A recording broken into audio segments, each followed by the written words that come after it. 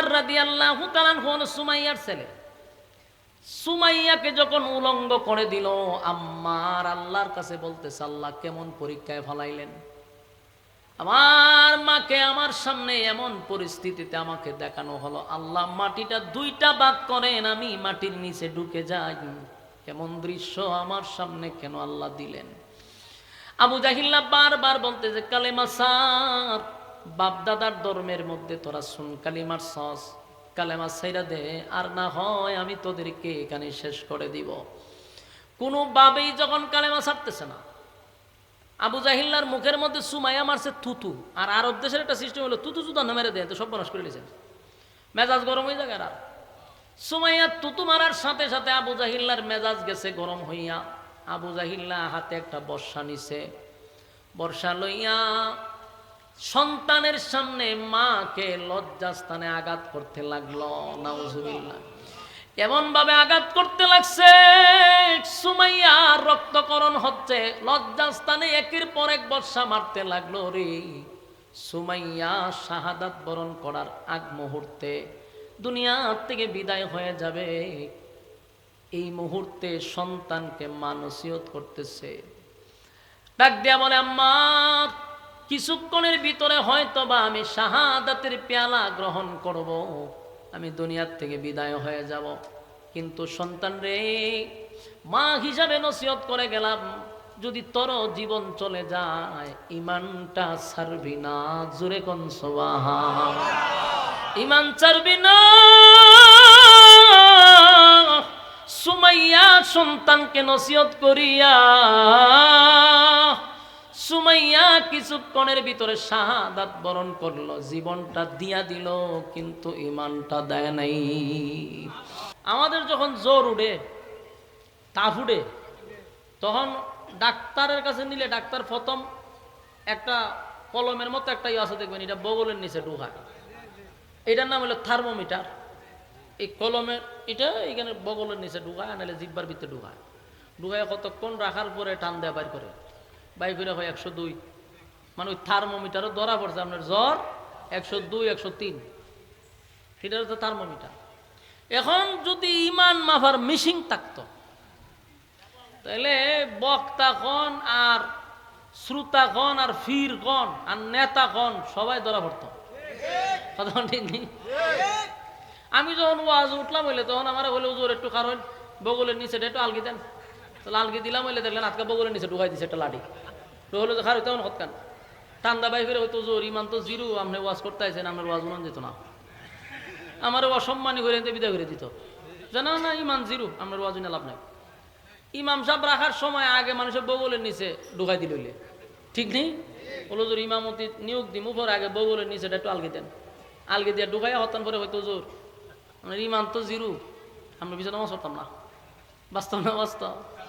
নেতায় যখন হয়তো যে বক্তব্য দিত মার্কা লইয়া, হয়তো বক্তব্য দিবেন পরে আগে বগলের নিচে আলগি দেন, নেতার বগলের নিচে ঢুকাই দিত মিশিং, ঢুকাইয়া টান দাবে করে তো তাদের ইমানই নাই, আমার বুড়দি মুখেম নেই।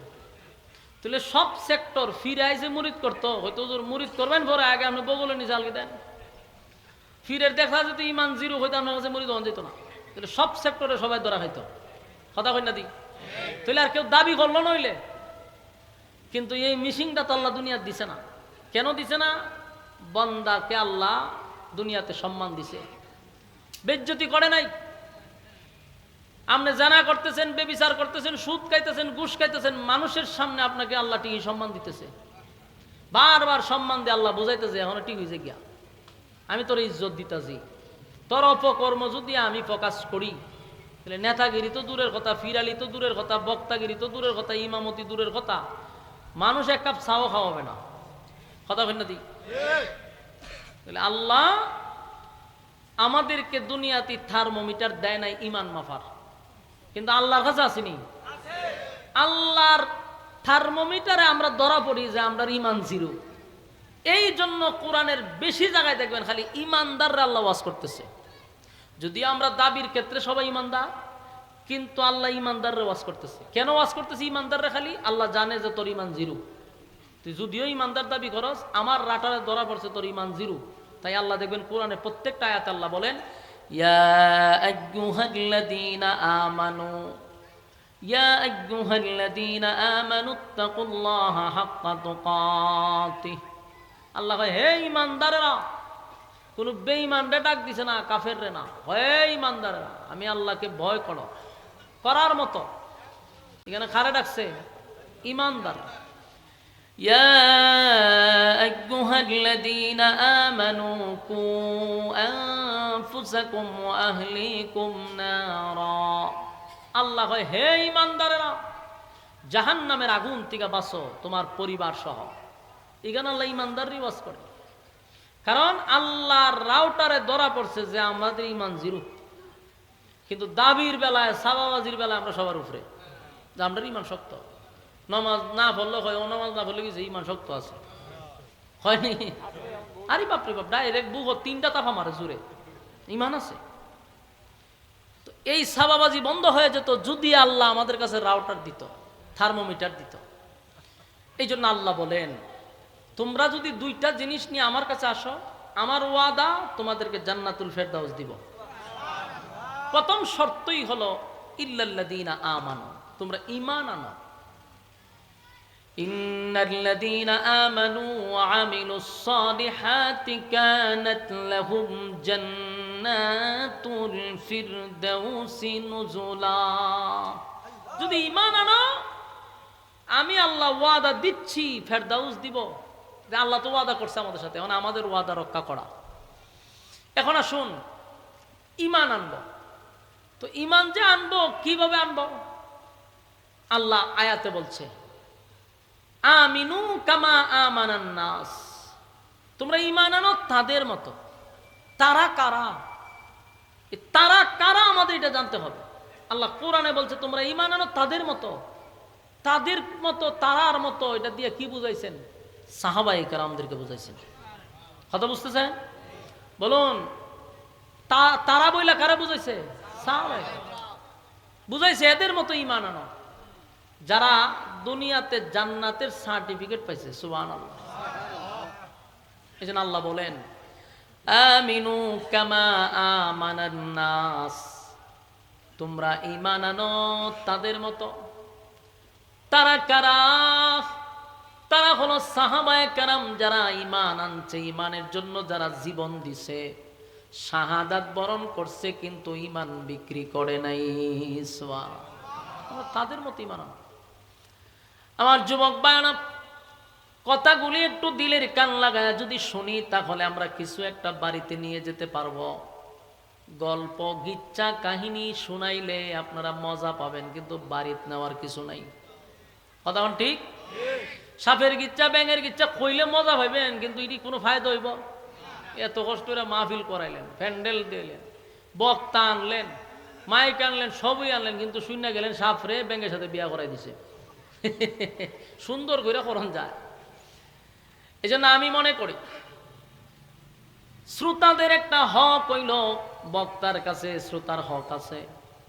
শ্রোতার সে আরামের ঘুম হারাম করে নরমাল বিছানায় বসছে, বক্তা কোরআন থেকে কিছু কথা শোনাবে, যে তার জীবনের অনেক ফায়দা হয়, জীবন গোছাইতে পারে, জীবন সুন্দর করতে পারে। বক্তারও কিন্তু দায়িত্ব আছে। শ্রোতা এত কষ্ট করে বসছে, গল্প করে মানুষকে আনন্দ দেওয়ার জন্য নয়, মানুষকে কৌশলে কৌশলে কিছু কথা বলে দেওয়া, যেগুলার দ্বারায় বান্দার ঈমানের মজবুতি বাড়ে। কথা ঠিক? আমার যুবক ভাইরা, আল্লাহ বলেন, আমিনু কামা আমানান নাস, তোমরা ঈমান আনো তাদের মতো। তারা হলো সাহাবায়ে কেরাম, যারা ঈমানের জন্য পরীক্ষা দিছে। আর একটা কথা মনোযোগ দিয়া শুনেন, যদি আপনি নিজেকে ঈমানদার দাবি করেন, সত্যিকারের ঈমান যদি আপনার ভিতরে থাকে, অবশ্যই অবশ্যই আপনার উপরে পরীক্ষা আসবে। পরীক্ষায় 100%। কারণ দুনিয়াটাই হলো পরীক্ষার জায়গা। বলুন, দুনিয়াটা কিসের জায়গা? এটা পরীক্ষার হল। আল্লাহ কয়, আমি দুনিয়া বানাইছি পরীক্ষার হল, পরীক্ষা দেওয়ার জন্য পাঠাইছি। পরীক্ষার সময় যেমন কম, দুনিয়ার সময়টাও খুব কম। পরকালের হিসাব অনুযায়ী দুনিয়ার 60-70 বছর, এটা মাত্র কয়েক ঘন্টা। ওই জগতের কয়েক ঘন্টা। তা আমরা যে দুনিয়া কলেজ কোন, ভার্সিটি কোন, মাদ্রাসা কোন, যে পরীক্ষা দেয় সময় ভাই কয় ঘন্টা? 3 ঘন্টা। আল্লাহ ভাই আমি ওই আদলই ফাটাইছি তোরারে, সময় মাত্র কয়েক ঘন্টা। এই কয়েক ঘন্টা পাঠাইছি শুধু বান্দা পরীক্ষা দেওয়ার জন্য। পরীক্ষায় যদি উত্তীর্ণ হতে পারস, ওয়াদা দিলাম আমি আল্লাহ তোরে জান্নাতের মেহমান বানাবো। কিন্তু পরীক্ষা আসবে এতে কোনো সন্দেহ নাই। ঈমান দাবি করলে আমাদের উপরে ঈমানের পরীক্ষা হবে, ঈমানের পরীক্ষা হবে। পরীক্ষা কয়েক রকম হতে পারে, পরীক্ষার ধরন ভিন্ন হতে পারে। আল্লাহ বলেন আমি কাউরে গরিব বানাইয়া পরীক্ষা করব, আমি কাউরে ধনী বানাইয়াও পরীক্ষা করব, কাউরে অসুস্থতা দিয়ে আমি পরীক্ষা করব, কাউরে মুসিবত দিয়া পরীক্ষা করব। যারে যেই সাবজেক্টই দেখ কিন্তু পাস করতেই হইব। কথা কয় না? আপনি অসুস্থ, আপনার সাবজেক্টটা, এই সাবজেক্ট আপনি পাস করতেই হইব। আপনি গরিব, দিন আনেন দিন খান, এটা আপনার সাবজেক্ট, এটার উপরে আপনার পাস করতে হবে। আপনার কোটি কোটি হাজার কোটি টাকার মালিক বানাইছে, এটা আপনার সাবজেক্ট, এটার উপরে পাস করতে হইব। এরকম ভাবে এক একজনে আল্লাহ এক এক রকম ভাবে পরীক্ষা নেয়। কিন্তু বান্দারে প্রত্যেকটা মানুষ এই পরীক্ষায় উত্তীর্ণ হতে হবে। ফেল কইরা আমার কাছে আসলে কোনো স্থান পাওয়া যাবে না। দুনিয়ায় ফেল করলেও বিভিন্নভাবে এটারে ফাঁস দেখানো যায়, ঘুষ মোষ দিয়া ফাঁস করা। আর বাংলাদেশে তো অতদিন চলছে ওটু ফাঁস, ওটু ফাঁস। ঠিক না? কথা কয় না দি? ওটু ফাঁস চলছে তো, পরীক্ষা না দিলেও হয় ওটু ফাঁস। জান্নাতের ভিতরে যাওয়ার আগে আপনাকে ওটু ফাঁসে জান্নাতে ঢোকাবে না, ভালো রেজাল্ট করতে হবে। রেজাল্ট যদি ভালো হয় জান্নাতে ঢোকাবে। আমার যুবক ভাইরা, রব্বে কারীম বলেন বান্দা আমিনু কামা আমানান নাস, ঈমান আনো তাদের মতো যারা ঈমান আনতে গিয়া জীবন দিল। সাহাবায়ে কেরামদের জীবনী মাঝে মধ্যে পড়বেন, ঈমান আপনার শক্তিশালী হবে। সাহাবীদের জীবনী যত পড়বেন আপনার ঈমান আরো বাড়বে। ঈমানের জন্য তারা জীবন দিল কিন্তু ঈমান দিল না। সুবহান, ঈমানের জন্য জীবন দিছে, ঈমান দিছে। যুবক ভাইরা আমার, আমাদের উপরে এমন কোন কঠিন পরীক্ষা এখনো আসে নাই। যেই পরীক্ষা চলতেছে গাজার উপরে, ফিলিস্তিনের উপরে পরীক্ষা চলতেছে। প্রতিদিন প্রতিদিন তাদের সামনে শত শত লাশ। ঈমানের পরীক্ষা দিতেছে গাজাবাসী। বাংলাদেশে এখনো এমন পরিস্থিতি হয় নাই গো। তাই আমরা আল্লাহর কাছে দোয়া করব, আল্লাহ এমন পরীক্ষায় আমাদেরকে ফালায়েন না যে পরীক্ষায় আমরা ফাঁস করব না। মালিকের কাছে চাইতে হবে। সাহাবায়ে কেরামরা পরীক্ষায় ফাঁস করে দুনিয়াতে জান্নাতের সার্টিফিকেট পেয়েছে না? ওটু ফাঁস কইরা রেজাল্ট ভালো করছে। সাহাবায়ে কেরামদের ঈমানের পরীক্ষায় এমন হইল যে বুকের উপর পাথর রাখছে, এমন পরীক্ষা দিছে যে গরম বালুর মধ্যে শুয়ে রইছে। বাংলাদেশের গরম বালু নয়, এটা মরুভূমির গরম বালু। যেই বালুতে যদি কেউ পা জুতা ছাড়া হাঁটে তুষা উঠে যায়, সাথে সাথে চামড়া গলে দেব। এত ভয়ঙ্কর, এত গরম, যদি কেউ চাউল ডালে তো মুড়ি হয়ে যাবো। এত গরম বালুর মধ্যে সাহাবায়ে কেরামদেরকে শোয়া দিছে, লড়াচড়া যেন না করতে পারে। উপরের মধ্যে একটা পাথর দিয়া রাখছে। বারবার বলছে ঈমান ছেড়ে দে, বলছে জীবন যাবে কিন্তু ঈমান দিব না। সুবহানাল্লাহ। কত সাহাবায়ে কেরামদেরকে জ্বলন্ত কয়লা, কয়লা রান্না করার পরে যে কয়লা থাকে, জ্বলন্ত কয়লার মধ্যে শোয়া দিছে। চামড়া গলে গেছে, চামড়া পুড়ে গেছে, কিন্তু ঈমান দেয় না, ঈমান দেয় নাই। কত সাহাবীদেরকে গরম তৈলের মধ্যে ফালায়া দিছে রে, বাজি হয়ে গেছে কিন্তু ঈমান দেয় নাই, ঈমান দেয় নাই। ঈমানের জন্য তারা এত বড় পরীক্ষা দিছে, ঈমান দেয় নাই। কারণ দুনিয়ার এই ক্ষণস্থায়ী জিন্দেগিতে যদি একবার ঈমান হারা হতে পারি, তাহলে দুনিয়াও বরবাদ, পরকালও বরবাদ। এই জাররা পরিমাণ ঈমান লইয়া যদি কেউ কবরে যায় গো, জাররা পরিমাণ ঈমান লইয়াও যদি কেউ কবরে যায়, জাহান্নামের শাস্তি সে পাবে, জাহান্নামের শাস্তি ভোগ করবে। একটা সময় আমার আল্লাহ তারে জান্নাতে ঢুকাবে, সরিষা পরিমাণ ঈমান থাকার কারণে। আর যদি ঈমান হারা হইয়া কবরে যায় তাহলে কোনোদিন জান্নাতের ঘ্রাণ আমাদের নাকে আসবে না, অনন্তকালের জন্য জাহান্নামের আগুনে আমাদের জ্বলতে হবে। তাই সবচেয়ে বড় নিয়ামত হলো ঈমান। আর আজকে এই ঈমানটা আমরা 5 টাকার কাছে বিক্রি করে দেই। আমরা বাংলাদেশের মানুষের জন্য ফাতর রাখা লাগবে না, তৈলে বাজি হওয়া লাগবে না, 5 টাকার কাছে ঈমান বিক্রি করে। বাস্তব না বাস্তব? কইবেন হুজুর কেমনে? আমি আমার নিজের চোখে দেখছি 5 টাকার কাছে কেমনে ঈমান বিক্রি করে। এই যখন একটা মৌসুম আইছে, ইলেকশন সামনে, বাস্তব নেই? এখন দেখবেন বিভিন্ন নেতারা মাহফিল আসে, টুপি লাগায়, পাঞ্জাবিও লাগায়, আর আজীবন টুপির বিরুদ্ধে কইরা এখন পাঞ্জাবি লাগায়, টুপিও লাগায়। মাহফিল আসিরা টুপি টাফি লাগায় বইব, বেসার আর ওয়াজ উনার পরে প্রধান বক্তা ওয়াজ করন লাগে। প্রায় মাহফিল আলহামদুলিল্লাহ। চাঁদপুর তো আলেম প্রিয় মানুষ, উলামায়ে কেরামদের একটা সমাগম হইল চাঁদপুর, অন্যরকম একটা জেলা হইল চাঁদপুর। এই জন্য আপনার এখানে নিয়মটা হইছে না। গতকালকে এর আগের কালকে যত প্রোগ্রাম ইদানিং সেপ্টেম্বর পুরাটাই চলতেছে, যত জায়গা গেছি নেতারার ওয়াজ শুনুন না, আমি ওয়াজ করুন। চিন্তা করলাম যে রে তিলে আম্মা জানে কিতা করলো, আম্মার তো দোষ দেখতেছি না। আম্মার আমলেও নেতারা যা করতো, আম্মা যাওয়ার পরে বর্তমান হাইব্রিড নেতারাও তাওই করতেছে। একই মানে চরিত্র এক। হালকা এক জায়গা গেছি প্রোগ্রাম, আমি বৃষ্টি পড়তেছে, শ্রোতারা ওয়াজ বলে বৃষ্টির মধ্যে খারো হয়েছে, প্রচুর বৃষ্টি, এরপরও খারো হয়েছে ওয়াজ শুনবো। নেতায় দিছে বক্তব্য শুরু করে, পুরা হ্যান্ডেল ভরা, বিরক্ত হইয়া শ্রোতা অর্ধেকের উপরে গেছে। তোর ওয়াজ শুনবার লাগেনি মানে বৃষ্টির কারো হয়েছে। আচ্ছা কো, বাংলাদেশের মানুষ কি সাইড অ্যাঙ্গেলে বলত? কোনো অ্যাঙ্গেলে বলত না। তোমার মতন নেতার ওয়াজ শুনবার লাগে বৃষ্টিতে খার হইব, এটা প্রশ্নই আসে না।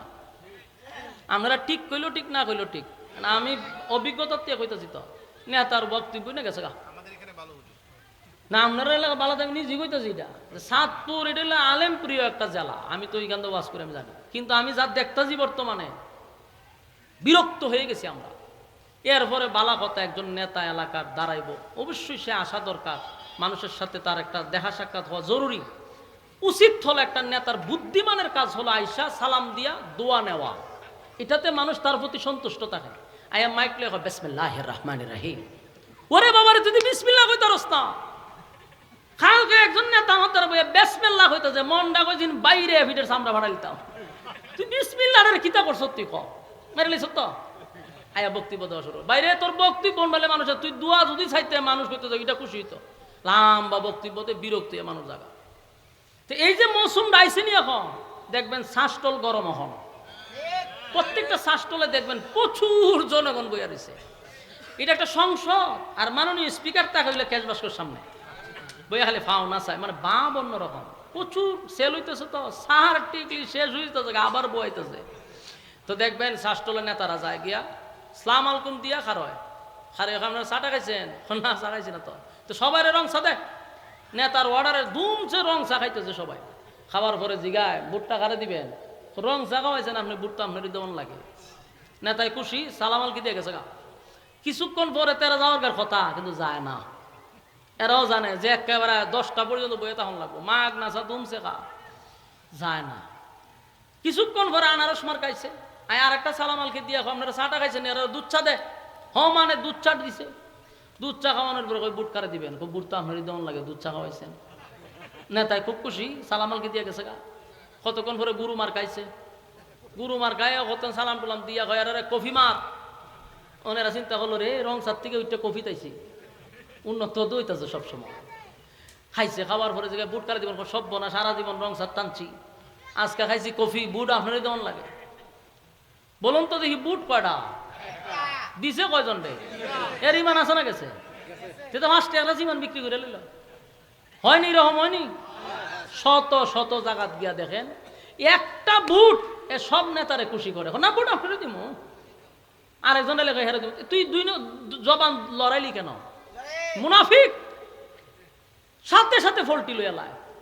আরে ভাই জবান ঠিক রাখো, তোমারে বলছি বুট দিব ভাই, তোমারই দিব। ওমা হে এই নেতারও কই দিমু, হেই নেতারও কই দিমু, হি নেতারও কমো, 3 জন রে হে খুশি রাখে। তুই তো মুনাফিক। আল্লাহ আমাদেরকে এই সমস্ত মুনাফিকের থেকে হেফাজত করো। কেন ভাই আপনার বুট আপনি যারা বসে তারা দিবেন, কিন্তু মুনাফিকি করেন কেন? আরেক নেতার আপনি আশা দিলেন কেন? এই জন্য আমরা কপাল কোনো সময় ভালো হয় না।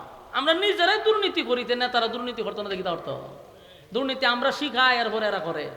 বাস্তব না বাস্তব? তাহলে 5 টাকার কাছে যে মুসলমান ইমান বিক্রি করে তার বুকে গের হাতর তুলন লাগবো, কতখানের ভিড়ের চামড়া তুলন লাগবো, এমনি ইমান ছেড়ে দেয়।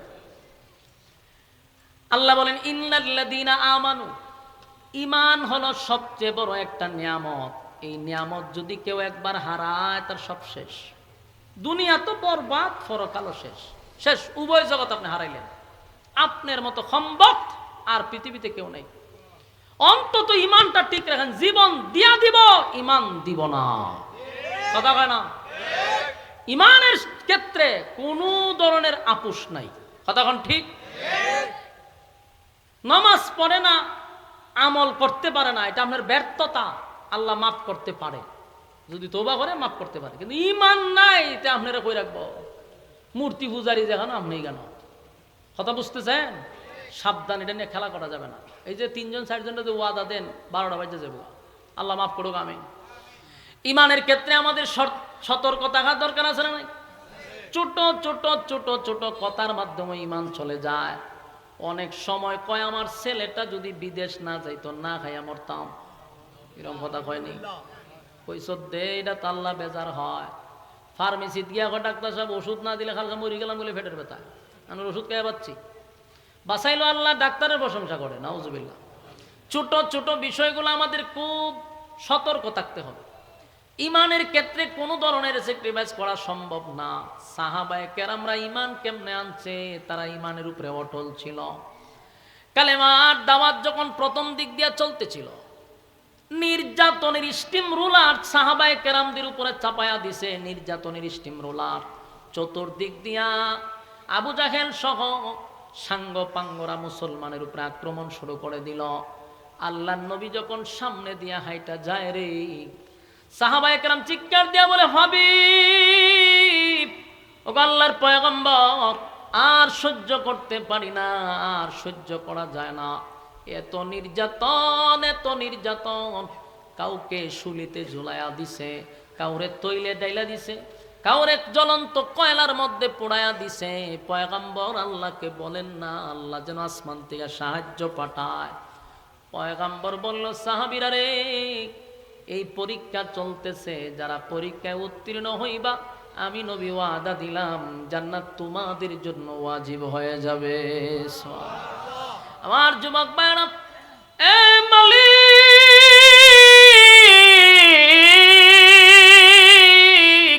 এক এক সাবজেক্টে এক এক রকম পরীক্ষা নেয় গো। কাউরে গরিব বানাইবে, এত গরিব, এত গরিব, এত গরিব। গরিব হইয়াও যেন আপনি কথা না বলেন যে আল্লাহ খালি আমারই দেখে। কেউ যদি একটু কষ্টে থাকে তো আল্লাহর সাথে রাগারাগি করে, আল্লাহ খালি আমারই দেখছে, আর কেউ দেখে না। তোমার বোঝা দরকার, এটা তোমার সাবজেক্ট। তোমার আল্লাহ গরিব বানাইছে, গরিব হালতেই তোমার পরীক্ষা চলতেছে, এখানেই তোমার ফাঁস করতে হবে। কাউরে আল্লাহ কোটি কোটি টাকার মালিক বানাইছে, দেশে তার জায়গা হয় না, বেগম পাড়া তো বাড়ি করতে হয়। বিভিন্ন দেশে, বাংলাদেশের ব্যাংকে টাকা জায়গা নেয় না, তাই সুইস ব্যাংকে গিয়ে টাকা জমা রাখে। কারণ বাংলাদেশে তার ঘর বাড়ি হইয়া এর পরও হয় না, বাহিরে করতেইব। আল্লাহ ভাই আরে বানাইছি ভাবে, হে এখানে পরীক্ষা চলতেছে, এখানেও তার পরীক্ষা চলতেছে। তাই আমি আপনাদেরকে বলবো, যার যে অবস্থায় আছি আমরা সর্বহালতে বলবো আলহামদুলিল্লাহ। আমার মালিক আমার যেইভাবে রাখছে, মালিকের দরবারে আমি খুশি খুশি খুশি। মালিক আমার এইভাবে রাখা যদি খুশি হয়, মালিকের সন্তুষ্টির জন্য আমি আলহামদুলিল্লাহ। যুবক ভাইরা, সাহাবায়ে কেরামরাও নির্যাতন সহ্য করছে, সহ্য কইরা তারপরও ঈমান দেয় নাই। কত সাহাবীরা এত নির্যাতন। সুমাইয়া রাদিয়াল্লাহু তাআলা আনহা, ইসলামের প্রথম যিনি শাহাদাত বরণ করে, উনি একজন মহিলা। নাম কি? সুমাইয়া রাদিয়াল্লাহু তাআলা আনহা। ইসলামের প্রথম যিনি কালেমা পড়েন, ওই মহিলার নাম কি? ওইটার নাম হলো সুমাইয়া। কি পরিমাণ শিখছে! ইসলামের প্রথম শাহাদাত বরণ করছে সুমাইয়া, ইসলামের প্রথম কালেমা গ্রহণ করছে আম্মা জান খাদিজা। আমার যুবক ভাইরা, আল্লাহ যাদেরকে সালাম দিছে এর মধ্যে একজন হল আম্মাজান খাদিজা। আল্লাহ আম্মাজান খাদিজারে দুনিয়ায় থাকতে সালাম দিছে, সুবহানাল্লাহ। পৃথিবীতে 4 জন মহিলা আছে শ্রেষ্ঠ মহিলা। কয়জন? 4 জন হলো শ্রেষ্ঠ মহিলা। এর মধ্যে একজন হলো আম্মাজান খাদিজা, একজন হলো ফেরাউনের বউ আসিয়া। চিন্তা করেন, ফেরাউন হইল সবচেয়ে বড় একজন কাফের। এই কাফেরের বউ হইয়া আসিয়া পৃথিবীর 4 জন মহিলার মধ্যে একজন মহিলা, সুবহানাল্লাহ। ফেরাউনের গড়তাইকেও ইমান আনছে রে। ইমানের পরীক্ষা দিয়া আসিয়া ফার্স্ট ডিভিশনে পাস করছে। ইমানের পরীক্ষা আসিয়াও দিছে। এই জন্য ফেরাউন রে বলা হয়তো প্যারাক। প্যারাক ফেরাউন মানে ফেরাক মারত। নিজের স্ত্রী তাকে খুদা না মানার কারণে আসিয়াকে পর্যন্ত এই ফেরাউনে প্যারাক মারছে। নিজের স্ত্রীকেও প্যারাক মারছে রে, শুধুমাত্র ইমান আনার কারণে, একত্ববাদী খোদার উপরে ইমান আনার কারণে। মুসাকে পয়গম্বর মাইনা এক আল্লাহর উপরে বিশ্বাস করে খোদা মানছে। ফেরাউন না বরদাস্ত করতে পারল না। ফেরাউনের কথা হলো, আমি তো খোদা, আমার থেকে বড় খোদা এই পৃথিবীতে নাই, নাউজুবিল্লাহ। আসিয়া কয়, তুই আসলে কোনো খোদা না, তুই একটা হুদা। যার নাক উষা, যার নাকের সেন্টার ঠিক নাই, হে কোনোদিন খোদা হইতে পারে না। আসিয়া ডাইরেক্ট কইছে, তোর নাক হইতো ঠিক না, এটা বম্পাস ঠিক মার্কা না, তো তুই খুদা হয়েছে, তুই খুদা হইলে তোর নাক ঠিক কর। ফেরাউনের এটা মাইন্ডে লাগছে, ইগুতে লাগছে, আমার স্ত্রী হইয়া আমারে খুদা মানে না, তাই আসিয়ারে প্যারাক মারছে। কেমন প্যারাক মারল? মরুভূমিতে আসিয়ারে রুদ্রের মধ্যে শোয়া দিছে, তার স্ত্রীকে রুদ্রে শোয়া দিছে। আসিয়ার কাপড়গুলি উলঙ্গ করে দিছে। এতগুলা মানুষের সামনে ফেরাউন তার নিজের স্ত্রীর কাপড়টা সরায়া দিছে। আসিয়া একটা চিৎকার দিয়ে বলে, মালিক,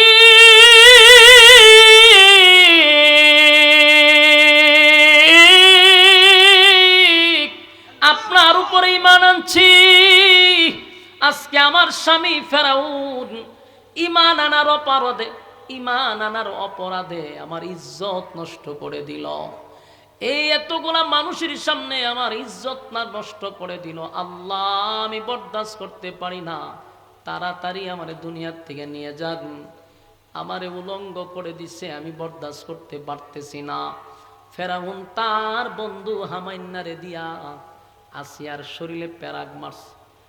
প্যারাক বুঝুননি, কাঠের সাথে লোহা গাইরা দিছে, প্যারাক মারছে। আঁটুতে পায়ে সব জায়গায় প্যারাক দিয়ে আটকায়া রাখছে। একটা মহিলা মানুষ, এরপরও সে ঈমান ছাড়ে নাই।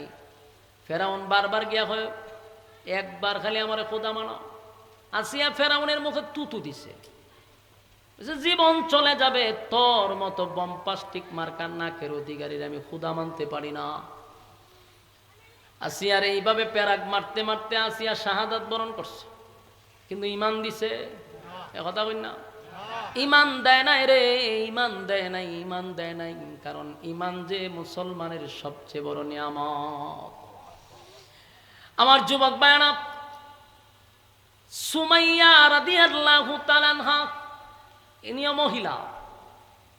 ইসলামের প্রথম মহিলাদের মধ্যে যিনি প্রথম নাম্বারে শাহাদাত বরণ করছে উনি হলেন সুমাইয়া। এই সুমাইয়া পয়গম্বরের কাছে কালেমা পড়ছে। সুমাইয়ার ছেলে আম্মার রাদিয়াল্লাহু তাআলা আনহু উনিও কালেমা পড়ছে। মা সন্তান দুজন কালেমা পড়ার পরে সুমাইয়া গ্রামে গঞ্জে বিভিন্ন জায়গায় কালেমার দাওয়াত দেওয়া শুরু করছে। মহিলাদেরকে গোপনে গোপনে গোপনে গোপনে কালেমার দাওয়াত দেয়। আবু জাহিল্লার কান পর্যন্ত পৌঁছে গেছে। আবু জাহেল, সুমাইয়া তো নিজে কালেমা পড়ল, এখন সরলা মুসলমান বানাইতেছে। আমাদের বাপদাদার ধর্মের মধ্যে সুমাইয়া কালেমা মারতেছে। সুমাইয়ারে যদি আপনি না আটকান তাহলে সব মহিলারা ঈমান আনবো। আবু জাহিল্লার মেজাজ গেছে গরম হইয়া। আবু জাহেল বলল, সুমাইয়া এবং সুমাইয়ার ছেলে যেখানেই থাকুক তারে তোমরা আমার কাছে নিয়ে আসো।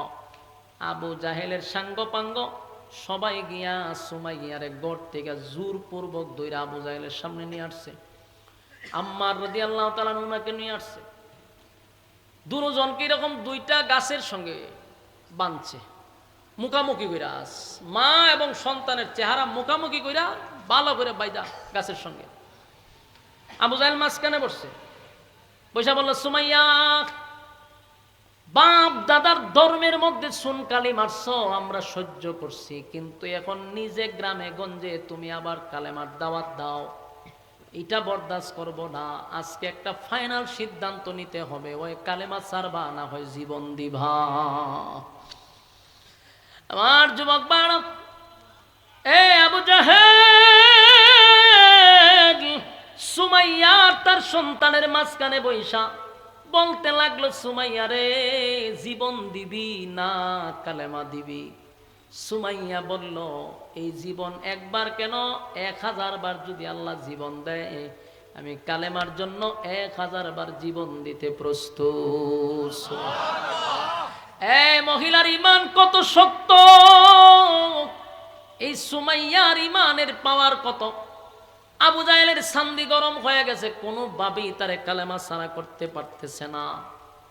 আবু জাহেলের মেজাজ গেছে গরম হইয়া, আম্মার রে নির্যাতন শুরু করছে, মার সামনে সন্তান রে মারধর করতে লাগলো। চাবুকের আঘাতে আম্মারের শরীর থেকে রক্তক্ষরণ শুরু হয়েছে, এত ভাবে মারধর শুরু করছে। কিন্তু সুমাইয়া তার নিজের সন্তানকে নসিহত করতেছে, বাবারে, যে কোনো পরিস্থিতির শিকার হও না কেন, সাবধান, কালেমা ছাড়বা না। মা কেমন? আমার যুবক ভাইরা, আবু জাহেল একের পর এক নির্যাতন করতেছে, এত নির্যাতন, এত নির্যাতন, কিন্তু আম্মারও কালেমা ছাড়ে না। আবু জাহেল দেখলো কোনো কাজ হইতেছে না, এবার আম্মারের কানে কানে গিয়া কয়, এ আম্মার, তোমার চোখের সামনে তোমার মাকে আমি উলঙ্গ করব, নাউজুবিল্লাহ, এখনো সময় আছে রে, কালেমা ছাইরা দাও। আম্মারের মা সুমাইয়া রাদিয়াল্লাহু তাআলা আনহা চিৎকার দিয়া বলে, বাবারে, যে কোনো পরিস্থিতি হোক না কেন আমার উপরে, আমি মা হইয়া নসিহত করলাম, সাবধান, কালেমা ছাড়বি না। আবু জাহেলের মেজাজ আরো গরম হয়েছে, সুমাইয়ার শরীর থেকে কাপড় খোলা শুরু করছে, মার সামনে, যুবক যুবক ছেলের সামনে, যুবক একটা ছেলের সামনে মাকে উলঙ্গ করতে লাগলো। আম্মার রাদিয়াল্লাহু তাআলা একটা চিৎকার দিয়া বলে, মালিক, মাটিটা যদি 2টা ভাগ হয়ে যেত আর আমি মাটির নিচে ঢুকে যেতাম, এই দৃশ্য আমার দেখতে হইতো না। আমার মাকে আমার সামনে এমন ভাবে অপমান করতেছে, আল্লাহ, আমি যে বরদাস্ত করতে পারতেছি না। আম্মার নরম হয়ে গেছে, মাথার নিচের দিকে হেলায়া দিছে, কিন্তু মা আম্মারকে নসিহত করতেছে, বাবারে, সাবধান, সাবধান বলে দিলাম। আবু জাহেল বারবার বলতেছে, এর থেকে ভয়ঙ্কর হবে, আম্মার রে কালেমা ছেড়ে দে, আম্মার কালেমা ছেড়ে দে। সুমাইয়া বলতেছে, আমি এমন সন্তান জন্ম দেই নাই যেই সন্তান বেঈমানের কাছে ইমানের জন্য মাথা নত করবে। সুবহানাল্লাহ। একটা জবান বন্ধ রাখবেন, আল্লাহু আকবার। আরো জোরে কোন আল্লাহু আকবার। ইমানের আওয়াজ দিয়ে বলেন আল্লাহু আকবার। এদের ইমান, সাহাবায়ে কেরামদের ইমান, এই জন্য আল্লাহ বলেন, আমিনু কামা আমানান নাস, ঈমান আনো তাদের মতো, তাদের মতো, তাদের মতো। তারা ঈমান আনছে, জীবন দিছে, ঈমান দেয় নাই, ঈমান দেয় নাই। তোমার আমার ঈমান এত দুর্বল, এত দুর্বল, আপনার কাণ্ড জ্ঞান বলতে আল্লাহ কিছু দিছে না। ওয়াজ করতেছি, দিছে গজল গাইতাম, ওয়াজ ভালো লাগতেছে না আপনারা? ঠিক আছে, আমার জন্য সুবিধা, আমি গজল গাই মোনাজাত দেয়া করি, এটা কোনো যুক্তির কথা? আমি ওয়াজ করতেছি, দিছে, এটা ফাতলামি না? কেন গজল গামু কেন? আমি একটা সাবজেক্ট নিয়ে ওয়াজ করতেছি, এর মধ্যে দিছে বামার বোকায়। আপনারা রেগুলার থেকে ভাই দূরে সরেন। আর পাবলিক ওয়াজ শুনতে আসে না এখন, যা বুঝলাম। ওই আয়ে আজান শুনতো আর গজল শুনতো। আমারও ফাতলা বানাইছেন আপনারা, ওলামায়ে কেরামদের কাছে আমারও ফাতলা বানাইছেন। ঘন্টা 2 ঘন্টা ওয়াজ করলেও এরপরে ওই আজানটা ছাইরা দিয়ে মানুষের কাছে আমার ফাতলা করছে, এত ওয়াজ করে না, আজান দেয়। এরা আমার 12টা বাজাইছে। এখন গজল গাম ওইটা ছাড়বো, করবো, এত ওয়াজ করে না, খালি আজান দেয়, গজল গায়। না ওয়াজের যে মনোযোগ নাই এটা আমি বুঝে লেছি, যা বুঝা তো বুঝে লেছি, আচ্ছা সমস্যা নাই। আমার যেহেতু আনছেন আপনারা কষ্ট করে আমার যৎকান আবদার অৎকান করতেই বসেন বসেন, দুরূদ শরীফ পড়েন। আল্লাহুম্মা সাল্লি আলা মুহাম্মাদিন ওয়া আলা আলি মুহাম্মাদ কামা সাল্লাইতা আলা ইব্রাহিম ইন্নাকা হামিদুম মাজিদ। আমার যুবক ভাইরা কথাগুলি মনোযোগ দেই, আল্লাহর হস্তে কথায় মনোযোগ দেই। একটা কথায় মানুষের ঈমান অনেক শক্তিশালী হয়, কিন্তু মাঝখানে যদি ব্যাঘাত ঘটে পুরো ওয়াজের মুড নষ্ট হয়।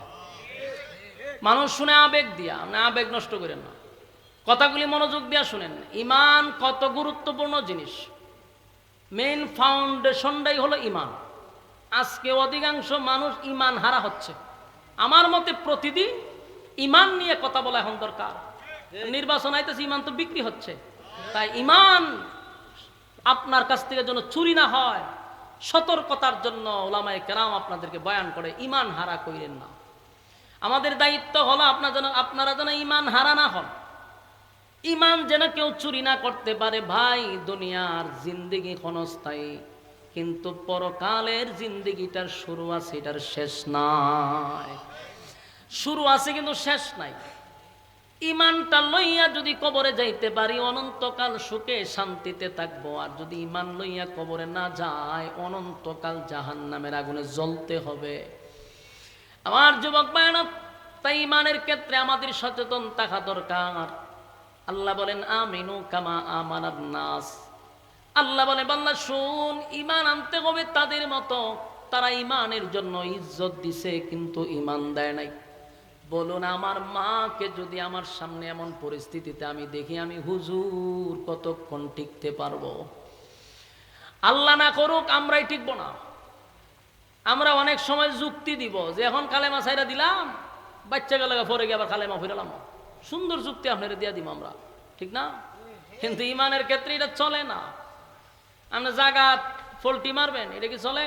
দাড়ি খামাই লিছি বিদেশ যাইবার লিগা, এখানে গিয়ে চাকরি রয়ে গেলে আবার দাঁড়িয়ে রেখেলাম। হতাহন আছে না এরকম? আমার চোখের সামনে এক বেচারা দাড়ি রাখছে, লম্বা দাড়ি, নামাজ পড়ে 5 ওয়াক্ত, সরকারি চাকরি পেয়েছে হঠাৎ করে, এখন দাড়ি শেভ করে লিছি। কয় নাইলে চাকরিটা হয়ে গেল, দাঁড়িয়ে রেখেলাম, আইজও রাখছে না। তাহলে এটা হইলো ফল্টি মারা। ঈমানের জন্য জীবন দিছে, আমরা হইলে কইলাম বলে এখন ঈমানটা ছাইরা দেয়, জান বাঁচানি তো ফরজ, ওই ফরজ সামনে টাইম নামতো বলে এখন ফরজ ঈমান জান বাঁচানো, পরে আমরা আবার কালেমা ফিরালাম। কিন্তু সাহাবায়ে কেরামদের জীবনে এই জন্যই বেশি বেশি করে পড়া দরকার।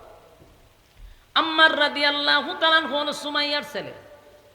সুমাইয়াকে যখন উলঙ্গ করে দিল, আম্মার আল্লাহর কাছে বলতেছে, আল্লাহ কেমন পরীক্ষায় ফলাইলেন আমার মাকে, আমার সামনে এমন পরিস্থিতিতে আমাকে দেখানো হলো। আল্লাহ মাটিটা 2টা ভাগ করেন, আমি মাটির নিচে ঢুকে যাই, কেমন দৃশ্য আমার সামনে কেন আল্লাহ দিলেন?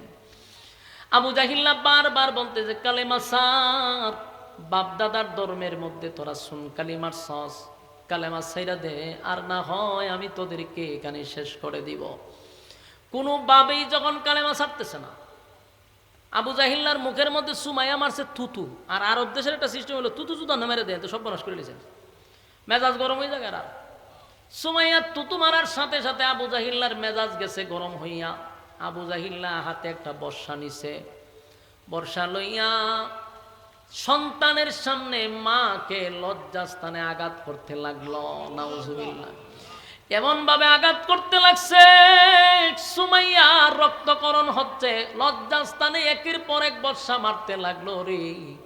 সুমাইয়া শাহাদাত বরণ করার আগ মুহূর্তে দুনিয়া থেকে বিদায় হয়ে যাবে, এই মুহূর্তে সন্তানকে মা নসিহত করতেছে, ডাক দিয়া বলে, আম্মা কিছুক্ষণের ভিতরে হয়তো বা আমি শাহাদাতের পেয়ালা গ্রহণ করব, আমি দুনিয়ার থেকে বিদায় হয়ে যাব, কিন্তু সন্তান রে, মা হিসাবে নসিহত করে গেলাম, যদি তোর জীবন চলে যায় ঈমানটা ছাড়বি না।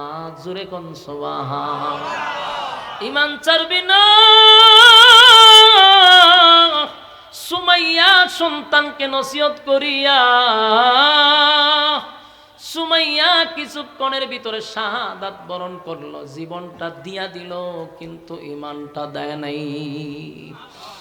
ইসলামের প্রথম শহীদ হইল এই সুমাইয়া রাদিয়াল্লাহু তাআলা আনহা করুণ এক কাহিনী এমন ভাবে নির্যাতন করছে, শিখায়া দিয়া গেল, কিয়ামত পর্যন্ত সমস্ত উম্মতি মুহাম্মদীকে শিখায়া গেল, জীবন দিয়া দিবি কিন্তু বেঈমানের কাছে মাথা নত করবি না, ঈমান দিবি না। আজকে আমরা সামান্য জিনিসের জন্য, একটা সিটের জন্য, একটা চেয়ারের জন্য, এক কাপ চায়ের জন্য ঈমান দিয়া দেই, ঈমান দিয়া দেয়, নেতা হওয়ার জন্য ঈমান দেয়।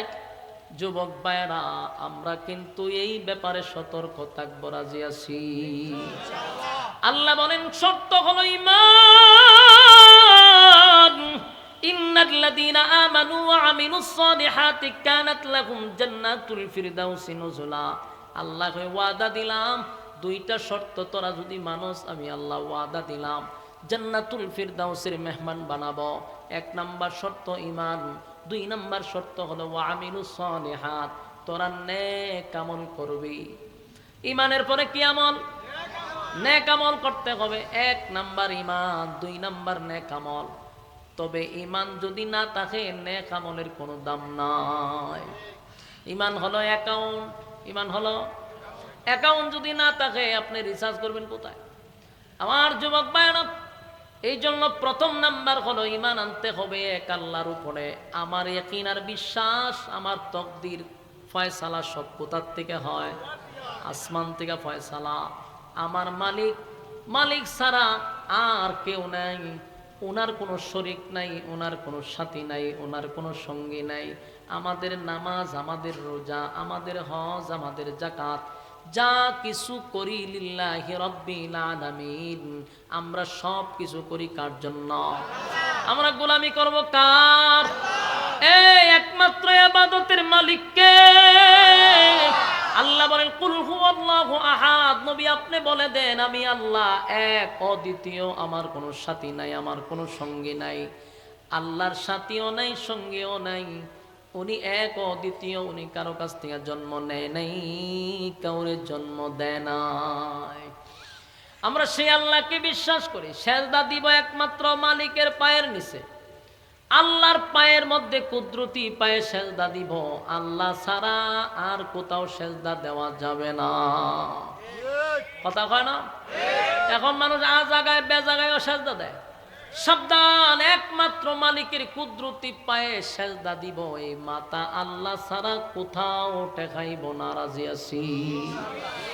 আল্লাহ বলেন ইন্না সলাতি ওয়া নুসুকি ওয়া মাহইয়ায়া ওয়া মামাতি লিল্লাহি রাব্বিল আলামিন। বান্দা তোর নামাজ, তোর রোজা, তোর হজ, তোর যাকাত, যা কিছু করবি লিল্লাহি রাব্বিল আলামিন, শুধুমাত্র কেবলমাত্র আল্লাহর জন্য। আমার যুবক ভাইরা, আল্লাহ বলেন ঈমান আর আমল লইয়া যদি কবরে আস তাহলে শান্তির কোনো শেষ নাই। আর যদি ঈমান আমল না লইয়া কবরে আসস তাহলে জাহান্নামও তোদেরকে ধরার জন্য উৎপাইতে বসে রয়েছে। আল্লাহ বলে ইন্না জাহান্নামা কানাত মিরসাদা, নিশ্চয় জাহান্নাম তোমাদেরকে ধরার জন্য উৎ পেতে বসা। লিত্তাগিনা মাআবা, সীমা লঙ্ঘনকারী যারা, তাদেরকে গ্রেফতার করা হবে। সীমা লঙ্ঘন করছি আমরা, অলরেডি করতেছি। সীমা লঙ্ঘন কারা করে? আল্লাহ আমাদেরকে দুনিয়ায় পাঠাইছে শুধুমাত্র কেবলমাত্র মালিকের গোলামির জন্য। বলুন কিসের জন্য? আমার ওয়াজও কি আপনাদের মনোযোগ আছে? আমরা কার গোলামির জন্য আসছি? আল্লাহ কয় অনর্থক বানাই নাই, ও কারণে বানাই নাই। আফা হাসিবতুম আন্নামা খালাকনাকুম আবাসাও ওয়া আন্নাকুম ইলাইনা লা তুরজাউন। তোরা কি মনে করছো অনর্থক বানাইছি? না বান্দা, না, অনর্থক বানাই নাই। আল্লাহ বলেন ওয়ামা খালাকতুল জিন্না ওয়াল ইনসা ইল্লা লিয়াবুদুন। মানব আর দানব দুইটা জাতিরে বানাইছিলাম শুধুমাত্র কেবলমাত্র আমি আল্লাহর গোলামির জন্য। আল্লাহ বলে বান্দা শুন, তোরে আমার গোলামির জন্য বানাইছি। বান্দা তুই যদি আমার গোলামি করস, আমার গোলামি করস, আমার গোলামি করস, ওয়াদা দিলাম সমগ্র পৃথিবী বান্দা তোর গোলামি করতে বাধ্য। আল্লাহ কয় তোরে বানাইছি আমার গোলামির জন্য। সূর্য বানাইছি, চন্দ্র, সূর্য চন্দ্র গ্রহ নক্ষত্র পাহাড় পর্বত সাগর নদী নালা খাল বিল কীট পতঙ্গ যা দেখি যা দেখি না সব কিন্তু আমাদের গোলামি করে, আমাদের গোলামি করে। সূর্য আলো দেয়, আমাদের গোলামি করে। চন্দ্র আমাদের গোলামি করে। যা কিছু দেখি সব আমাদের গোলামি করে। কিন্তু আল্লাহ কয় তোরে বানাইছি আমার গোলামির জন্য। বান্দা ক্ষণস্থায়ী দুনিয়া, এটা চিরস্থায়ী নয় রে, চিরস্থায়ী নয়। এই জায়গায় কেউ থাকতে পারে নাই। আমি আপনি থাকতে পারবো? এখানে কেউ থাকতে পারছে? আমার আগেও গেছে, আমার পরেও যাইতেছে। বাস্তব না বাস্তব? এই পৃথিবীর আসার সিরিয়াল আছে, আসার সিরিয়াল আছে, কিন্তু যাওয়ার কোনো সিরিয়াল নেই।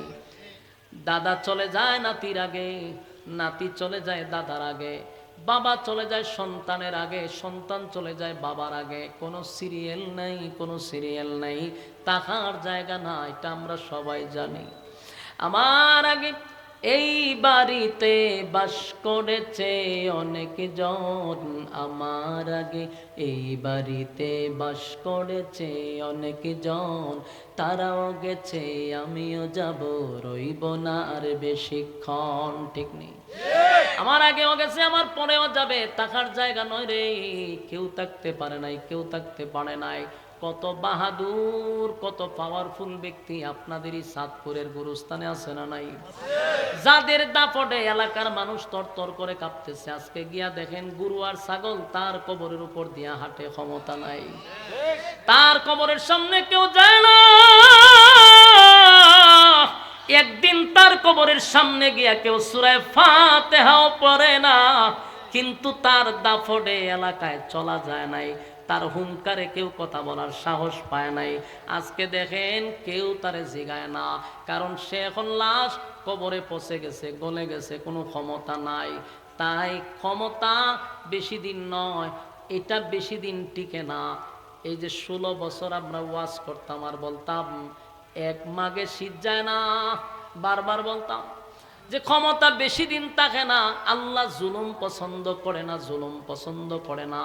বারবার বলার পরেও বহু আলেমরা কিন্তু জেলখানায় ঢুকছে, বহু আলেমদেরকে আয়না করে বন্দি রাখছে, বহু আলেমদের হাতের মধ্যে বেরি লাগাইছে, পায়ে বেরি লাগাইছে।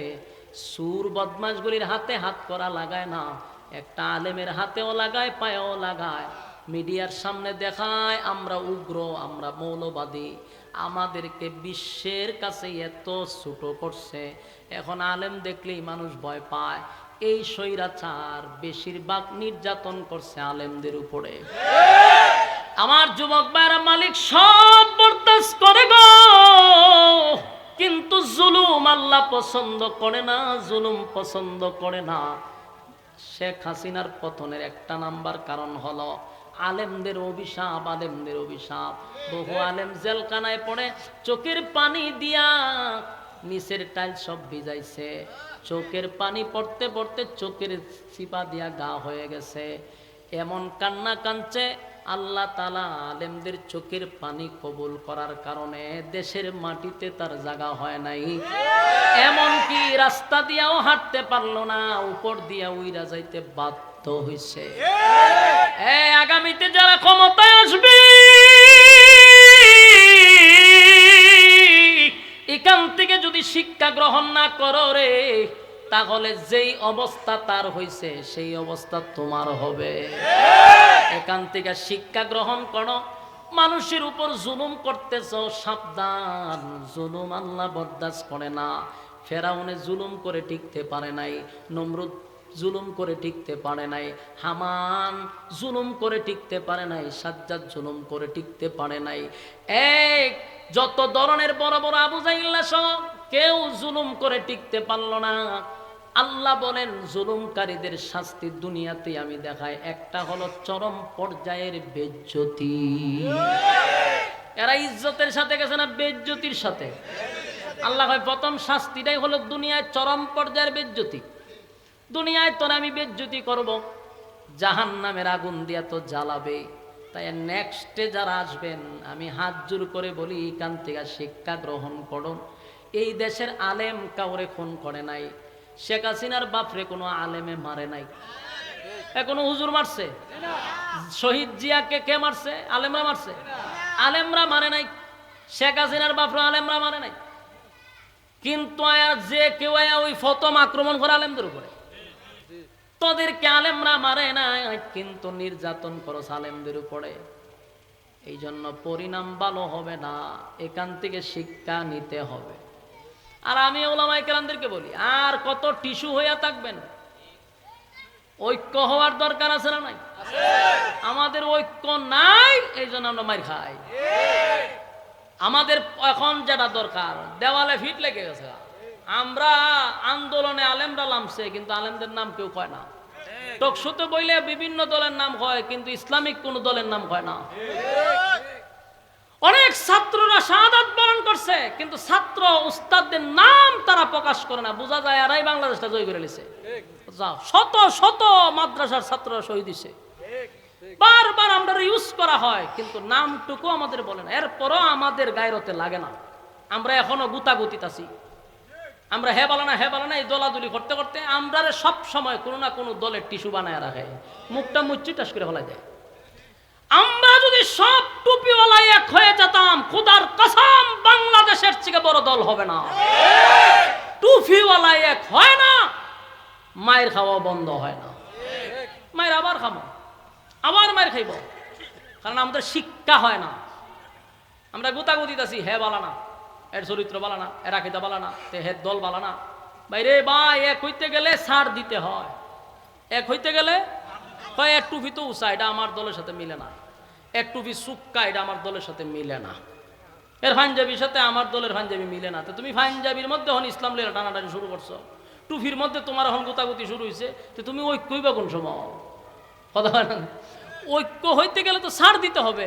হে বেড়া লাগাইছে 5 হাত লম্বা টুপি, লাগাইতে দেন না, লাগাক, আরো 2 হাত বাড়ায় লাগাক, আমার অসুবিধা। টুপি দিয়ে তো আমি কিছু করতে পারবো না, লাগাইছে লাগাক। একজনে গলা কাটা পাঞ্জাবি লাগাইছে, কত এর সাথে আমার মিলছে না। গলা কাটা নাই, হ্যাঁ পুরা পাঞ্জাবি খাইতে লাগাক। আমার তো পাঞ্জাবি দিকে তার সাথে আমার এক হইল হইতো না। আমার মূলে আসতে হবে কালেমার সাথে এক আছে কিনা, কোরআন এবং সুন্নাহর সাথে এক আছে কিনা, আল্লাহ এবং রাসূলের ক্ষেত্রে এক আছে কিনা। যদি এটা এক থাকে, তাই আমার ভাই আমি হাতে হাত মিলাই আগামীতে আমরা ঐক্য করবো ইনশাআল্লাহ। গুতাগুতির শেষ নাই। তো ইসলাম কায়েম হবে কোন সময়? আমরা এই দেশটাকে একটা ইসলামিক রাষ্ট্র চাই, ঠিক কিনা বলেন? রাজি আছেন না আপনারা? চাই চাই ইসলামী সরকার চাই, চাই চাই কোরআনী শাসন চাই, চাই চাই ইসলামী সরকার চাই, চাই চাই কোরআনী শাসন চাই।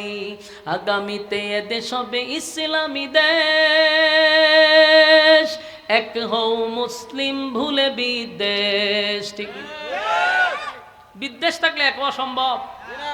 আগামীতে দেশ হবে ইসলামী দেশ, এক হও মুসলিম ভুলে বিদেশ। বিজয়ের জন্য ঐক্য চাই, বিজয়ের জন্য ঐক্য চাই, চাই চাই ইসলামী সরকার চাই, চাই চাই কোরআনী। আপনারা আমার সাথে অন্তত কইন না, আপনারা ইসলামী শাসন চাই, এটা কোন লাগতো না। আমি 1 লাখ হইলে খাম হইব তো কম। চাই চাই ইসলামী সরকার চাই, চাই চাই কোরআনী শাসন চাই, চাই চাই ইসলামী সরকার চাই, চাই চাই কোরআনী শাসন চাই। চেতায় পাখি গাছে গে যাবে গান, মুখে মুখে শোনা যাবে সুখের স্লোগান। চেতায় পাখি গাছে গে যাবে গান, মুখে মুখে শোনা যাবে সুখের স্লোগান। গরিব ধনী সবে হবে বাই বাই, গরিব ধনী সবে হবে বাই বাই। চাই চাই ইসলামী সরকার চাই, চাই চাই কোরআনী জোরে, চাই চাই ইসলামী সরকার চাই, চাই চাই কোরআনী শাসন চাই। কামানের ঘোলা যেতা করবে না বুর, শান্তি সুখের দরা কি যে মধুর। কামানের ঘোলা যেতা করবে না বুর, শান্তি সুখের দরা কি যে মধুর। সন্ত্রাস মুক্ত পৃথিবী চাই, সন্ত্রাস মুক্ত বাংলাদেশ চাই, চাই চাই ইসলামী সরকার চাই, চাই চাই কোরআনি শাসন চাই, চাই চাই ইসলামী সরকার চাই, চাই চাই কোরআনি শাসন চাই। আগামীতে এদেশ হবে ইসলামী দেশ, এক হও মুসলিম ভুলে বিদেশ, ঠিক কিনা? আগামীতে এদেশ হবে ইসলামী দেশ, এক হও মুসলিম ভুলে বিদেশ। বিজয়ের জন্য ঐক্য চাই, বলুন বিজয়ের জন্য কি চাই? বিজয়ের জন্য ঐক্য চাই, বিজয়ের জন্য ঐক্য চাই, চাই চাই ইসলামী সরকার চাই, চাই চাই কোরআনি শাসন চাই, ঠিক না? আর যুবক ভাইরা, এই পৃথিবীতে যারা আসছিল আর যারা গেছে এখন আছে, আমি তাদের উদ্দেশ্যেই বলবো, জুলুম কিন্তু আল্লাহ পছন্দ করে না, কথা হয় না? জুলুম পছন্দ করে না, তাই কান থেকে আমাদের শিকার আছে না নাই? আমার যুবক ভাইরা, এই পৃথিবীতে যারা জুলুম করছে কেউ কি টিকে আছে? গ্রাম থেকে শহর, দেশ থেকে বিদেশ, কেউ টিকতে পারছে? পৃথিবী ইতিহাস এটাই বোঝায় যে জুলুমকারী টিকতে পারে না। আমার যুবক ভাইরা, তাই আমি হাতে পায়ে ধরে বলবো, আগামীতে যারা আসবেন এখান থেকে শিক্ষা গ্রহণ করেন, আপনাদের জন্য সুবিধা হইব, কথা না? যুবক ভাইরা, আল্লাহ বলে, বাংলারে পাঠাইছিলাম তোদেরকে আমি একমাত্র শুধুমাত্র কেবলমাত্র আমার গোলামির জন্য, রংবাজি করার জন্য পাঠাই নাই, চাঁদাবাজি টেন্ডারবাজি করার জন্য দুনিয়ায় পাঠাই নাই, পাঠাইছি শুধুমাত্র গোলামির জন্য। কথা কই না? বিরক্ত লাগতেছে আপনারা? সেইটা দিতাম। আর 10টা মিনিট মনোযোগ দিয়ে শুনেন। 1 নাম্বার হলো ইমান, ইয়াদ আছে? আরো জুড়ে ইমান। ইমান যখন আমরা আনবো আর নিজের যখন ইমানদার দাবি করব, কসম খোদার আমাদের উপরে পরীক্ষা আসবে, কথা হয় না? কথা হয় না? কি আসবে? পরীক্ষা আসবে, পরীক্ষা আসবে, পরীক্ষা আসবে। জুলুম হতে পারে আপনার উপরে, মুসিবত আসতে পারে, কিন্তু সব বিপদের সময়ও ইমান রক্ষা করতে হবে। আল্লাহর নবীর কাছে একজন লোক আসছে, নাম ছিল আব্দুল উজ্জা। বলুন কি তা নাম? হলো আব্দুল উজ্জা। এই লোকটা এসে বলল, হুজুর আমারে কালেমা পড়ায় ইমান আনায়া দেন। নবীজির হাতে লোকটা কালেমা পড়ছে, পরে ইমান আনছে। এবার বাড়িতে গেছে, কিছুদিন লুকায়া থাকছে, তখন প্রকাশ্যে কালেমার দাওয়াত দেওয়া যায় না। যুবক ভাইরা, একটু সময় দিলের কানটা লাগায়া শুনেন, ইমান কারে কয়? আব্দুল উজ্জা ছিল রে নাম। আমার নবী তার নামটা পরিবর্তন কইরা রেখে দিছে আব্দুল্লাহ। কি রাখছে? আব্দুল উজ্জা নাম পরিবর্তন করে দিল আব্দুল্লাহ লাগাইয়া। আব্দুল্লাহ গরিব ছিল না, ধনাঢ্য বাবার ছেলে ছিল। তখনকার যুগেও তার ব্যবসা বাণিজ্য ছিল, টাকা পয়সার কোনো অভাব নাই রে, অভাব নাই। বাবা মারা গেছে, চাচার কাছে থাকে, চাচা ব্যবসা বাণিজ্য দেখাশোনা করে। হঠাৎ করে চাচা একদিন জানতে পারলো আব্দুল উজ্জার নাম এখন আর আব্দুল উজ্জা নাই, নাম হয়ে গেছে আব্দুল্লাহ। চাচার মেজাজ গরম হয়ে গেছে, ডাক দেয়া কয়, উজ্জা রে তুই কি কালেমা পড়ছস? বলে, হ খান্ত সারালিস, আমি কালেমা পড়ছি। আব্দুল্লাহর পুত্র মোহাম্মদের কাছে কি কালেমা পড়ছস? বলে, হ্যাঁ কালেমা পড়ে ইমান আনছি, আমার নাম এখন আর আব্দুল উজ্জা না, আমার নাম আব্দুল্লাহ। চাচা তারে বুঝাইল যে বাপ দাদার ধর্মের মধ্যে সুন কালি মারিস না, তোর অটাল সম্পত্তি আছে, টাকা পয়সার কোনো অভাব নাই, বাতিজা আমার কালেমা ছেড়ে দে। বাতিজা শুনে না, শুরু করলো নির্যাতন। এত নির্যাতন করছে চাচা, তারে নির্যাতন করতে করতে রক্তাক্ত করে দিছে, আঘাতের পর আঘাত। একটা পর্যায়ে দেখলো বাতিজা কালেমা ছাড়ে না। এবার চাচা তার স্পষ্ট বক্তব্য দিল, কালেমা যদি না ছাড়ো সেই সম্পত্তি সব আমার নামে নিব, তোর এক সুতাও দিব না। আব্দুল্লাহ কয়, চাচা আমার কোনো আকর্ষণ নেই, সব নিয়ে যান, তারপর আমি কালেমা ছাড়বো না। আবার নির্যাতন শুরু করলো। একটা পর্যায়ে বললো, আমার বাড়ির থেকে তুই বাহির হয়ে যাবি, বলে যামুগা।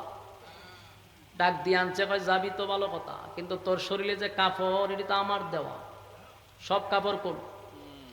যুবক সন্তানকে উলঙ্গ করে দিল। উদ্দেশ্য হলো উলঙ্গ যদু করে দেই গো বাতিজা লজ্জায় শরমে আর কোথাও যাবে না।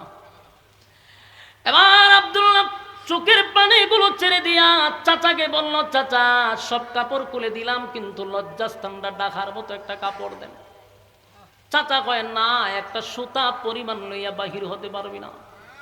আব্দুল্লাহ উলঙ্গ হয়ে গেল, হাত দিয়া লজ্জাস্থানটা ডেকে মার কাছে গিয়া বলে, মা গো,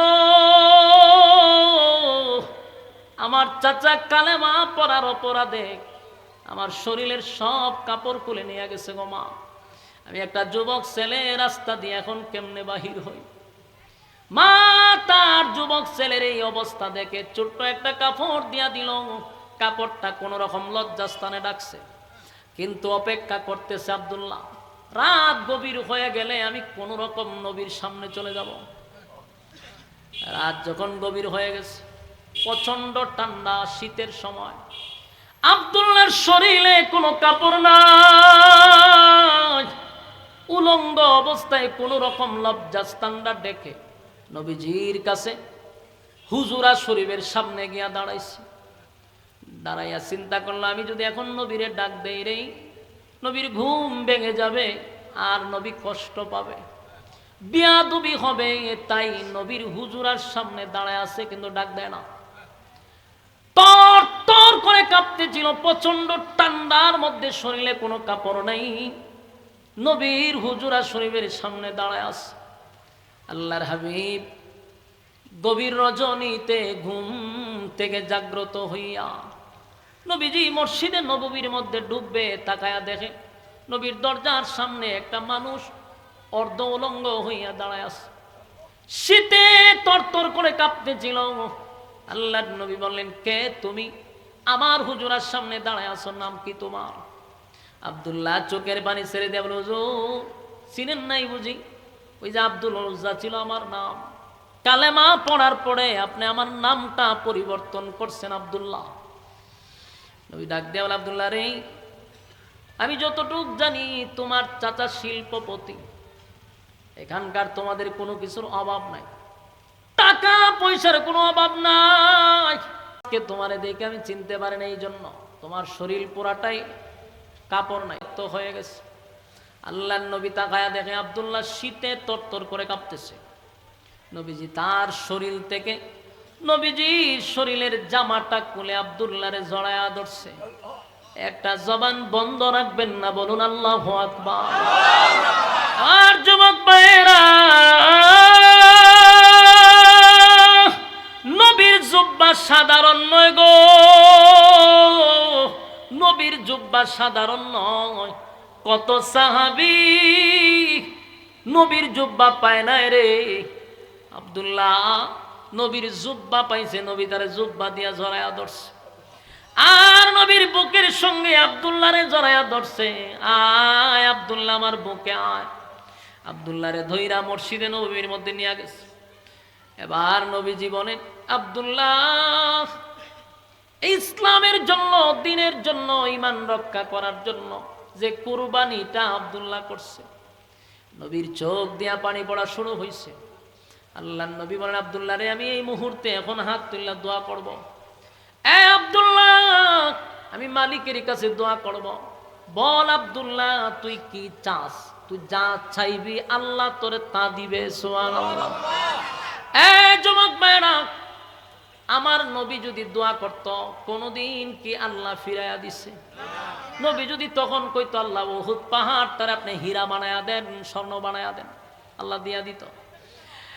আল্লাহর নবী বলেন, রে আব্দুল্লাহ, শুধু একটু বল তুই কি চাস, আজকে যা চাইবি আমার মালিক তোরে সব দিয়া দিব।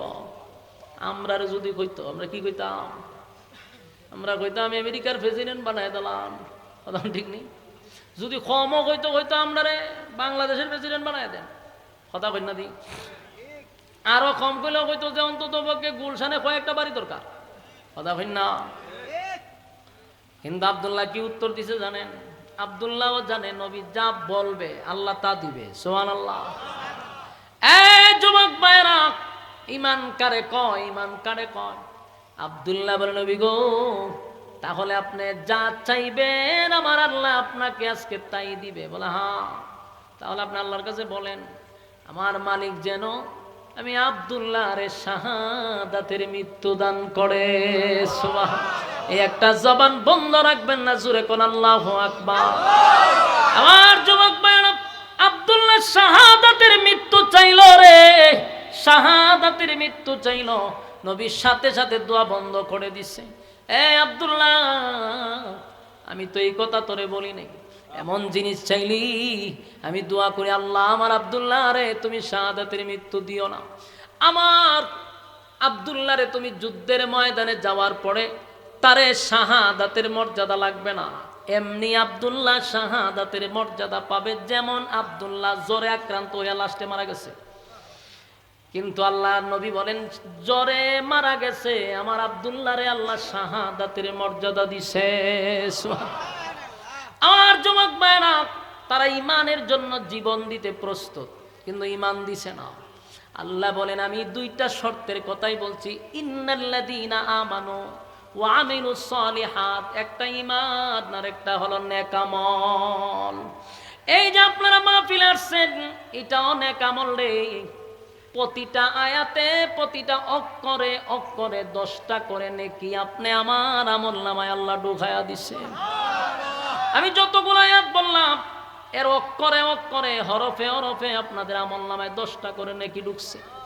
তাই আল্লাহ বলেন প্রথম ঈমান পরে নেক আমল।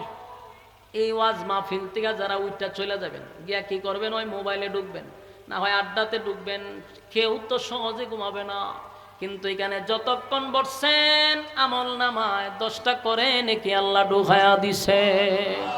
আল্লাহ বলেন 1 নম্বর ঈমান, 2 নম্বর হলো নেক আমল। দুনিয়াতে টাকা ছাড়া কোনো দাম নাই গো, কোনো দাম নাই, কোনো দাম নাই। যার টাকা আছে তার দাম আছে, টাকা ছাড়া কেউ রে কেউ মূল্যায়ন করে না। আল্লাহর নবী বলেন পরকালে নেকি ছাড়া কোনো মূল্যায়ন নাই, যার যত বেশি নেকি তার তত বেশি দাম। নেকি ছাড়া কেউ কাউরে দাম দিবে না, নেকি বেশি ভিআইপি জান্নাত পাবে। তাই দুনিয়াটা হলো এটা একটা পরীক্ষার হল।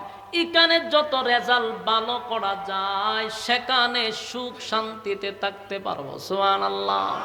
আল্লাহ বলেন ইন্নাল্লাযীনা আমানু ওয়া আমিলুস সালিহাতি কানাত লাহুম জান্নাতুল ফিরদাউসি নুজুলা খালিদিনা ফিহা লা ইয়াবগুনা আনহা হিওয়ালা। আল্লাহ বলেন 2টা শর্তে আমি জান্নাত দিব। 1 নাম্বার হলো ঈমান, 2 নাম্বার নেক আমল। এরপর আয়াতে বলেন খালিদিনা ফিহা লা ইয়াবগুনা আনহা হিওয়ালা।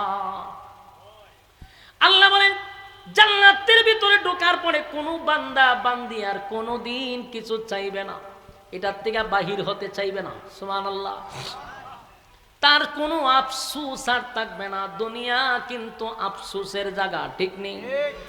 যত কিছুর মালিক হোক আফসোস বান্দার শেষ হবে না, কিন্তু জান্নাতে ঢোকার পরে আর কোনোদিন বান্দার আফসোস থাকবে না। তবে 1 নাম্বার কি কথা হয় না?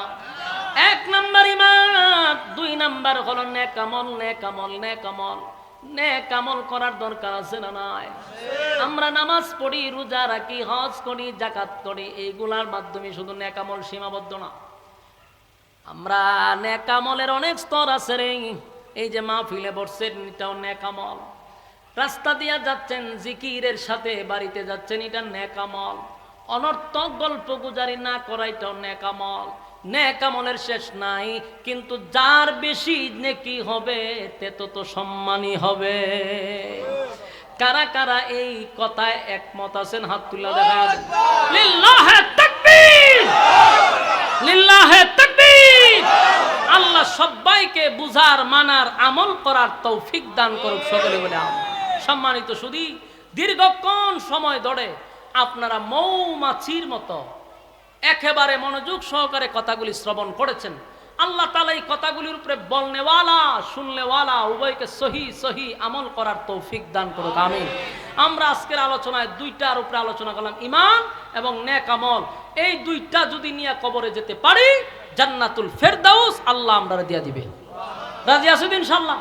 সবাই দুরূদ শরীফ পড়েন, আল্লাহুম্মা সাল্লি আলা মুহাম্মাদিন ওয়া আলা আলি মুহাম্মাদ কামা সাল্লাইতা আলা ইব্রাহিম ওয়া আলা আলি ইব্রাহিম إنك حميد مجيد اللهم آمين ربنا ظلمنا أنفسنا وإن لم تغفر لنا وترحمنا لنكونن من الخاسرين يا أرحم الراحمين يا أرحم الراحمين يا حي يا قيوم الله يا حي يا قيوم الله رب العالمين আল্লাহ কুদরতি নজর দিয়া তাকায়া দেখে